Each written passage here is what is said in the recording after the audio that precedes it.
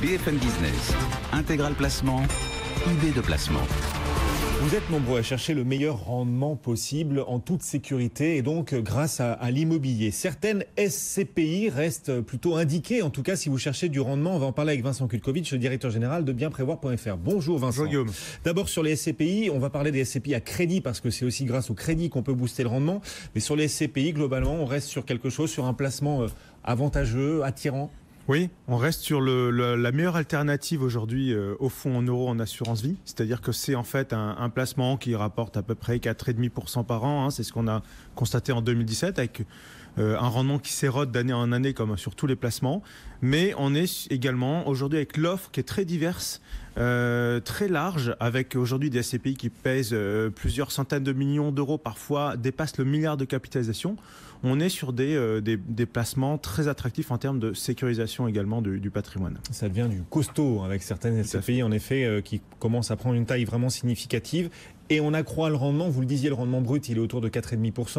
On accroît ce rendement si on achète des SCPI à crédit. En fait, on va augmenter, on va bénéficier d'un effet de levier. On va essayer de réfléchir là aux moyens pour augmenter le niveau de patrimoine au bout de son investissement. Et donc effectivement, en utilisant le crédit aujourd'hui, qui est très attractif, comme pour tous les secteurs économiques, aujourd'hui le crédit est très attractif, donc on peut en profiter, on en parle assez souvent, mais on peut en profiter aujourd'hui avec quelques astuces. On peut également maximiser en fait le capital au terme. Parlons-en. Pour ceux qui nous écoutent, qui sont attirés par le rendement des SCPI et qui veulent le booster encore davantage en les achetant à crédit, quelques questions concrètes quand même. Est-ce qu'on obtient des taux aussi attractifs quand on achète des SCPI que quand on achète de l'immobilier classique? On n'est pas sur les mêmes grilles de taux, il faut l'avoir en tête. Souvent, je rencontre des clients qui ont une réaction plutôt surprise lorsqu'on leur présente les grilles de taux sur les SCPI d'emprunt. Par exemple, aujourd'hui, le taux le plus bas, c'est 1,7% sur 5 ans. Je rappelle qu'en moyenne, on est sur l'immobilier classique aujourd'hui, on est à 1,5 sur 25 ans. Donc on voit bien qu'il y a un effort, il y a un écart très important sur les grilles. Mais il n'empêche que on ne peut pas trouver vraiment mieux aujourd'hui que 1,7. Il n'empêche que c'est quand même même si c'est plus cher que le crédit classique, c'est quand même une opportunité absolument extraordinaire pour construire du patrimoine tranquillement, sans effort d'épargne extraordinaire. On arrive à construire un très beau capital au terme. Et si les taux sont supérieurs à l'immobilier classique, on peut déduire les intérêts d'emprunt pour booster le rendement. C'est tout l'intérêt. Tout à fait. Lorsqu'on achète des SCPI de rendement en pleine propriété, on peut déduire de ses revenus fonciers effectivement les intérêts d'emprunt. Quand on voit vous le disiez, vos clients, les particuliers qui veulent acheter des SCPI à crédit pour le rendement, ils sont surpris par les taux d'intérêt qui sont un peu plus élevés que pour l'immobilier classique. Est-ce qu'on peut se rattraper ou en profiter même en rallongeant la durée du crédit? Et c'est là où il y a quelque chose de très nouveau qui apparaît aujourd'hui sur le marché des offres, disons packagées, où on a d'un côté le crédit et de l'autre côté les SCPI qui sont proposés.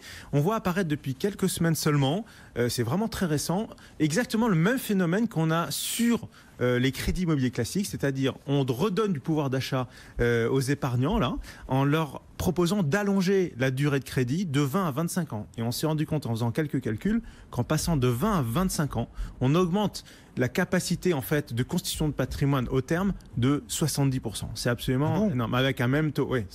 Pour l'achat de SCPI, passer d'une durée de 20 à 25 ans, donc 5 ans de plus, ça augmente votre pouvoir d'achat de 70%. Voilà, tout à fait. C'est absolument phénoménal. Ah, en effet, c'est ce qu'on appelle un levier. Voilà, c'est un levier. Donc votre conseil, il faut accepter de s'endetter pour 25 ans. Tout à fait, il faut en avoir les moyens.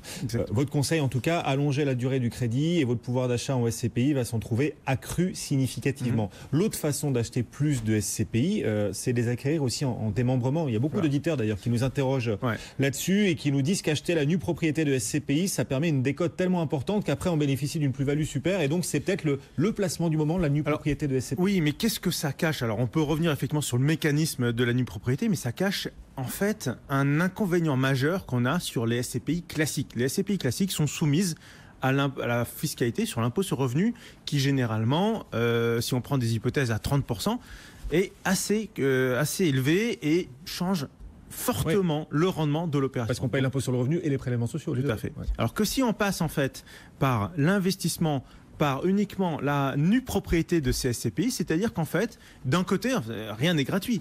On s'assoit sur des revenus pendant un certain nombre d'années. C'est-à-dire qu'on s'assoit sur des revenus pendant 5, 10, 15 ou 20 ans, selon la durée de démembrement qu'on décide de s'offrir. C'est-à-dire qu'on ne perçoit pas les loyers. Par exemple, si on signe un démembrement de 10 ans, pendant 10 ans, on acquiert la nue propriété, très bien, donc on bénéficie d'une décote, mais on n'a pas le rendement, on n'a pas les loyers. Donc ça, c'est intéressant, notamment pour les gens qui ne veulent pas alourdir leur fiscalité aujourd'hui, qui n'ont pas besoin de revenus complémentaires aujourd'hui, qui peuvent éventuellement anticiper à avoir besoin de revenus complémentaires. Et donc là, on fait référence notamment à la retraite. Ça concerne plutôt les gens qui sont entre 40 et 50 ans, qui se disent aujourd'hui, j'ai une capacité d'épargne, je ne veux pas alourdir ma fiscalité. Et là, en fait, s'ils choisissent ce schéma-là, avec les conditions d'emprunt aujourd'hui, la fiscalité qu'on met de côté dans ce cadre-là, on mise sur des SCPI qui vont bien se revaloriser, et là il y a aussi quelques astuces à prendre en compte, on peut envisager finalement d'avoir à terme le meilleur multiple pour augmenter son patrimoine par rapport à l'achat de SCPI classique. Donc vous dites que pour préparer sa retraite, par exemple, acheter la nue propriété de SCPI peut faire partie des placements à privilégier parce qu'on achète avec une décote qui varie d'ailleurs... de 60 à 80% selon la durée choisie. Et à la fin, on récupère la pleine propriété, donc on réalise une plus-value mécanique. Non seulement on réalise une plus-value mécanique, donc la plus-value mécanique, c'est-à-dire qu'en fait on repousse, l'intérêt c'est quoi? C'est qu'on repousse les revenus à plus tard, sauf que ces revenus ne sont pas fiscalisés. Ah oui. Et en plus-value, la plus-value qu'on réalise n'est pas fiscalisée. Exactement. Ça, c'est le premier intérêt. Le deuxième intérêt, c'est que si en plus on a choisi un patrimoine de SCPI qui est plutôt bien diversifié, qui va bien se revaloriser. Aujourd'hui, par exemple, je pense aux SCPI qui vont miser sur le Grand Paris, avec le Brexit, le Grand Paris, les Jeux Olympiques, etc. On peut constater qu'aujourd'hui, sur les métiers de bureau, par exemple, le tertiaire en Ile-de-France, il y a des espoirs de valorisation importants. Cette valorisation, cette surplus de valorisation ne va pas être fiscalisée à la sortie. Donc c'est là où on a vraiment un effet absolument fabuleux de construction de patrimoine. Vous qui nous écoutez, qui nous regardez, c'est un vrai tuyau là que nous apporte Vincent Kutkovich, la nue propriété de SCPI pour réaliser une plus-value, garantir au maximum une future plus-value. C'est pas garanti. J'aime pas le mot garantie. Ok, mais on maximise quand même les probabilités de plus-value. On se donne un certain nombre de chances pour y arriver. Ouais, vraiment très très fortes les chances, sauf si le marché vraiment se casse la figure d'ici à l'échéance de la nue propriété. Bien sûr. C'est pas exclure, mais bon. Et c'est pas fiscalisé, vous le disiez, la plus-value n'est pas fiscalisée. Ok, mais ces SCPI, ces nues propriétés de SCPI, ces SCPI démembrés, on peut aussi les acheter à crédit comme les autres? Complètement. Donc oui, tout à fait, on peut les acheter à crédit, puisqu'en fait, ce qui intéresse la banque, c'est d'avoir un bien immobilier en face. Donc elle va se garantir d'une certaine manière avec les parts de SCPI que vous allez acheter. Ce qu'il faut avoir en tête, c'est que par contre, votre effort d'épargne va être plus important que si vous achetiez des SCPI de rendement qui vont dégager des loyers. Et là, vous n'avez pas de loyer. Vous décalez le revenu dans le temps, donc vous n'avez pas de loyer. Donc votre effort d'épargne est plus important. Les taux de crédit sont les mêmes. Simplement, votre effort d'épargne, en fin de compte, est plus important à l'instant T. Mais à la fin de l'opération, c'est plutôt... plus intéressant. Mais les banques délivrent facilement des crédits pour l'achat de SCPI d'une part et de nue propriété de SCPI d'autre part? Oui, tout à fait. Elles le font. Maintenant, je dirais que c'est beaucoup plus accessible lorsqu'on s'adresse à des opérateurs qui ont d'un côté les SCPI, de l'autre côté le crédit. Parce que très souvent, ce qui se passe, c'est que les banques n'aiment pas financer des SCPI qui ne sont pas achetés dans leur réseau. On est toujours dans cette logique de clientèle captive dans les réseaux bancaires. Elles n'aiment pas trop ça, donc elles vont vous proposer leur propre SCPI. Et généralement, les SCPI qu'on trouve dans les réseaux bancaires sont moins attractifs, comme un peu tout la logique des placements. Quel SCPI recommanderiez-vous en démembrement, puisque vous nous disiez que pour maximiser la plus-value, c'est plutôt le démembrement qu'il faut privilégier? Moi, j'aime bien une SCPI qui aujourd'hui est une SCPI historique, qui n'est pas celle qui offre le plus gros rendement depuis un certain nombre d'années, mais qui est une capitalisation absolument incroyable, qui doit être la deuxième de France, supérieure au milliard d'euros. C'est Rivoli Avenir Patrimoine de Amundi. Et je la sélectionne notamment parce qu'aujourd'hui, elle correspond à cette stratégie d'aller investir en Ile-de-France avec le Grand Paris, notamment, parce qu'elle est investie principalement en Ile-de-France.